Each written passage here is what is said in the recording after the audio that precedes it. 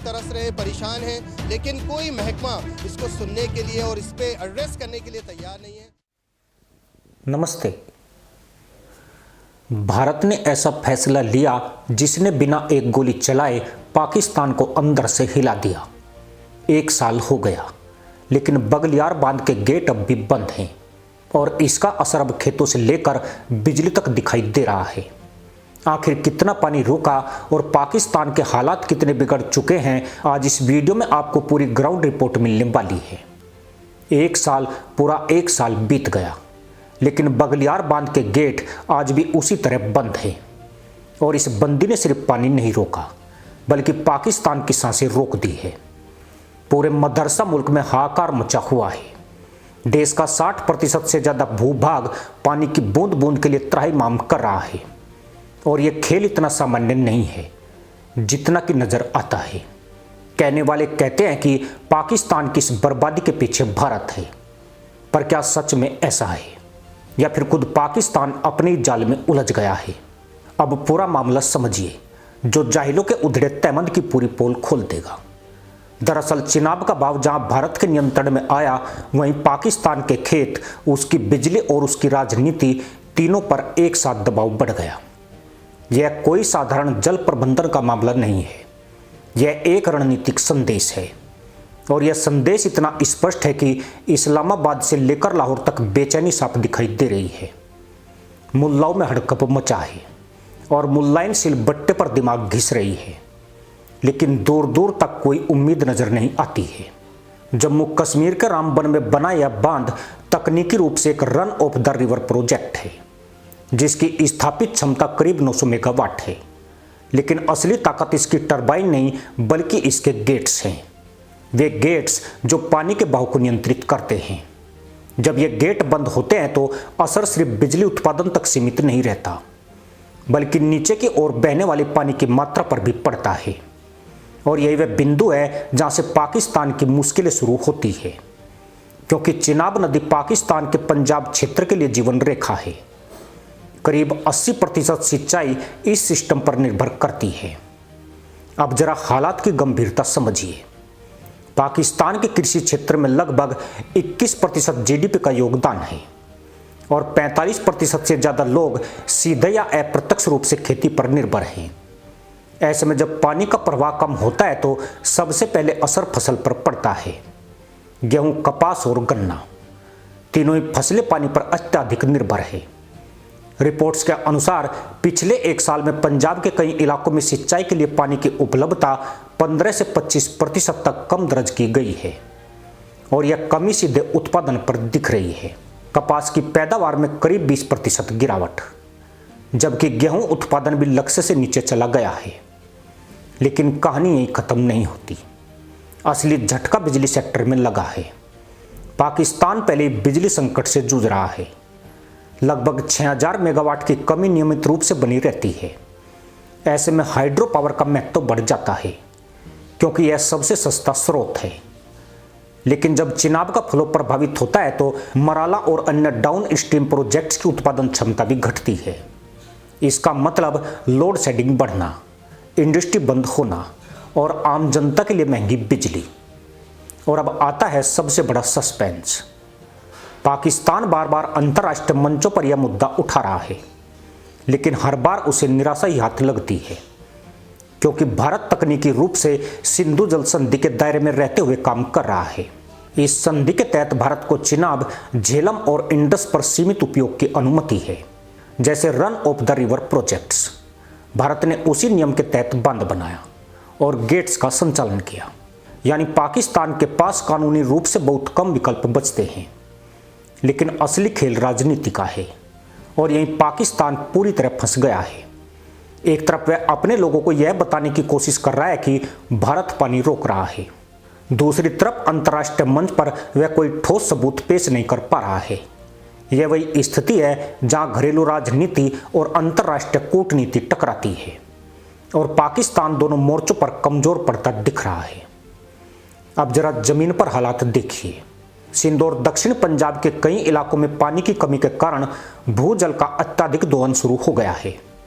पहले जहां 50-60 फीट पर पानी मिल जाता था, अब 400 से 500 फीट तक बोरिंग करनी पड़ रही है। इससे लागत बढ़ रही है और छोटे किसान पूरी तरह टूट रहे हैं।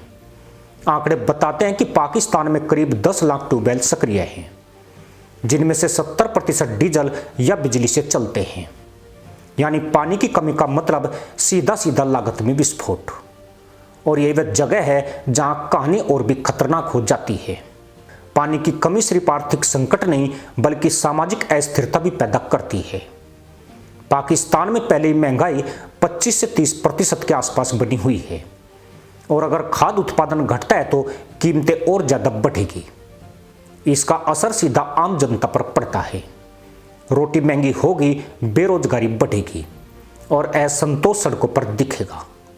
अब सवाल यह नहीं है कि पानी कितना रोका गया, सवाल यह है कि इस कदम ने पाकिस्तान की कमजोरियों को कितना उजागर कर दिया। एक साल में यह साफ हो गया कि पाकिस्तान का पूरा जल प्रबंधन सिस्टम कितना नाजुक है। न तो उनके पास पर्याप्त स्टोरेज है, न ही आधुनिक सिंचाई तकनीक। दुनिया के कई देशों में ड्रिप इरिगेशन और वाटर मैनेजमेंट के आधुनिक तरीके अपनाए जा चुके हैं, लेकिन पाकिस्तान आज भी पुरानी नहर प्रणाली पर निर्भर है, जिसमें 30 से 40% पानी रास्ते में ही बर्बाद हो जाता है। और इसी बीच भारत का रुख बिल्कुल साफ और सख्त नजर आता है। कोई समझौता नहीं, कोई नरमी नहीं।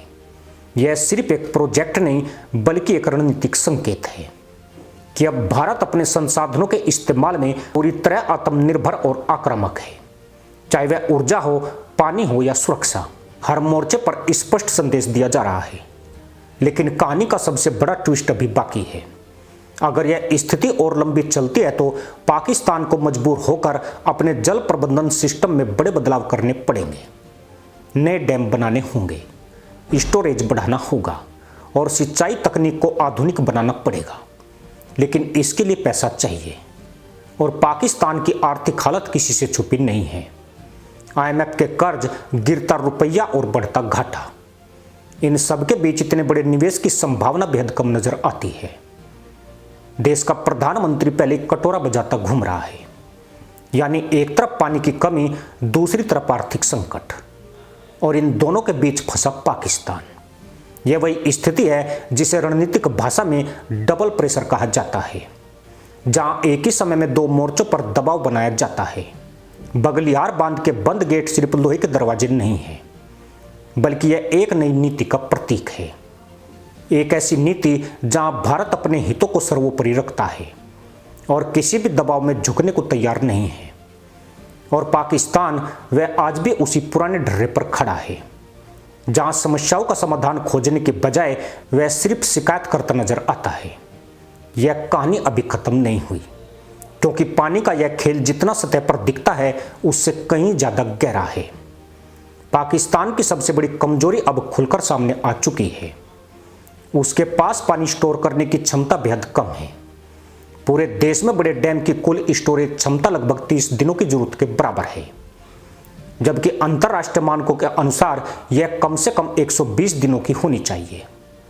इसका मतलब साफ है, अगर 1 महीने तक पानी का फ्लो प्रभावित हुआ तो पूरा सिस्टम बैठ जाएगा। और यहां तो मामला 1 साल का हो चुका है। सोचिए यह दबाव कितना गहरा है। अब इसी दबाव का असर सिंध और पंजाब के बीच खुले टकराव के रूप में सामने आने लगा है। पाकिस्तान के अंदर ही पानी की राजनीति शुरू हो चुकी है। सिंध के नेता खुलकर आरोप लगा रहे हैं कि पंजाब उनका पानी खा रहा है, जबकि पंजाब कह रहा है कि ऊपर से ही पानी कम आ रहा है। तो वे क्या कर सकते हैं? यह वही दरार है जो किसी भी देश के लिए सबसे खतरनाक होती है, जब संकट बाहरी नहीं अंदरूनी बन जाता है। और यहीं आता है अगला झटका। पाकिस्तान का इंडस बेसिन सिस्टम, जिस पर पूरा देश निर्भर है, अब ओवरलोड हो चुका है। लगभग 90% पानी खेती में इस्तेमाल होता है, लेकिन उसमें से 35 से 40% पानी लीकेज और खराब मैनेजमेंट में बर्बाद हो जाता है। यानी जो पानी बचा भी है उसका बड़ा हिस्सा सही जगह तक नहीं पहुंच पा रहा है। ऐसे में जब चिनाब नदी का फ्लो कम होता है तो यह कमी कई गुना बढ़कर नीचे तक पहुंचती है। अब बिजली सेक्टर का हाल और भी चौंकाने वाला है। पाकिस्तान के हाइड्रो पावर प्लांट्स जैसे मराला, खुशाब और अन्य डाउन स्ट्रीम प्रोजेक्ट्स सीधे चिनाब और इंडस सिस्टम पर निर्भर हैं। जब पानी का फ्लो कम होता है तो इन प्लांट्स की क्षमता 20 से 30% तक गिर जाती है। पहले ही पाकिस्तान का टेक्सटाइल सेक्टर, जो उसकी अर्थव्यवस्था की रीढ़ है, बिजली संकट से जूझ रहा था। अब यह संकट और ज्यादा गहरा हो गया है। लेकिन असली कहानी अब शुरू होती है, डिप्लोमेसी की। पाकिस्तान लगातार सिंधु जल संधि का हवाला देकर अंतर्राष्ट्रीय समर्थन जुटाने की कोशिश कर रहा है, लेकिन हर बार उसे एक ही जवाब मिलता है, भारत नियमों के भीतर रहकर काम कर रहा है। और यही वह बिंदु है जहां पाकिस्तान की पूरी रणनीति ढह जाती है, क्योंकि अगर नियम नहीं टूटे तो केस बनता ही नहीं है। अब यह सिर्फ पानी का मामला नहीं रहा, बल्कि रणनीतिक दबाव का एक मॉडल बन चुका है। भारत ने बिना एक गोली चलाए, बिना किसी सीधे टकराव के पाकिस्तान पर ऐसा दबाव बनाया जो उसकी अर्थव्यवस्था, राजनीति और समाज तीनों को एक साथ प्रभावित कर रहा है। लेकिन सबसे बड़ा सवाल अभी भी बाकी है। अगर आने वाले सालों में भी यही स्थिति बनी रहती है तो क्या पाकिस्तान वाटर क्राइसिस से वाटर इमरजेंसी की तरफ बढ़ेगा? क्योंकि आंकड़े साफ संकेत दे रहे हैं। पाकिस्तान दुनिया के सबसे ज्यादा पानी संकट वाले देशों में शामिल हो चुका है। प्रति व्यक्ति पानी की उपलब्धता 1950 में 5000 क्यूबिक मीटर थी, जो अब घटकर 1000 क्यूबिक मीटर से भी नीचे आ गई है, जो वाटर स्कार्सिटी की सीमा मानी जाती है। और जब किसी देश में पानी की कमी इस स्तर तक पहुंचती है तो असर सिर्फ खेतों पर नहीं, बल्कि शहरों, इंडस्ट्री और राष्ट्रीय सुरक्षा तक जाता है। यानी कहानी अब अपने सबसे संवेदनशील मोड़ पर पहुंच चुकी है। एक तरफ भारत का अडिग रुख, दूसरी तरफ पाकिस्तान की बढ़ती बेचैनी, और इनके बीच बहता चिनाब, जब सिर्फ नदी नहीं बल्कि रणनीति का हथियार बन चुका है। इसी के साथ अनुमति दोस्तों, जय हिंद, वंदे मातरम।